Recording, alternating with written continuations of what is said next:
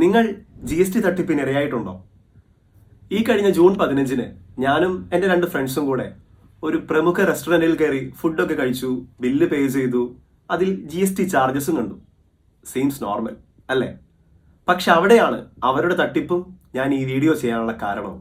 എന്തോ തോന്നലുകൊണ്ട് ഞാൻ അവരുടെ ഇൻവോയ്സിന്റെ ഫോട്ടോ എടുത്തു വെച്ചു.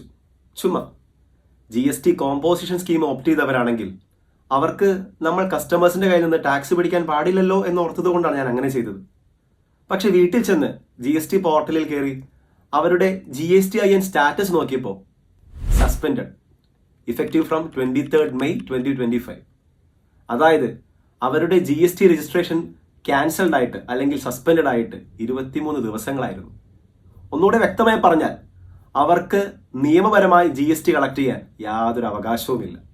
CGST ആക്ട് 2017 സെക്ഷൻ 29 പ്രകാരവും CGST റൂൾസിന്റെ റൂൾ 21A പ്രകാരവും ഒരു രജിസ്റ്റേർഡ് ടാക്സ് പെയറിന് അവരുടെ GST രജിസ്ട്രേഷൻ ക്യാൻസൽഡ് ആയാൽ അല്ലെങ്കിൽ സസ്പെൻഡ് ആയാൽ പിന്നെ ടാക്സ് ഇൻവോയ്സസ് ഇഷ്യൂ ചെയ്യാനോ GST കളക്ട് ചെയ്യാനോ യാതൊരു അവകാശവുമില്ല. ഇത് നിങ്ങൾക്ക് സംഭവിച്ചാൽ എന്ത് ചെയ്യും? ഞാൻ എന്ത് ചെയ്തു എന്ന് പറയാം.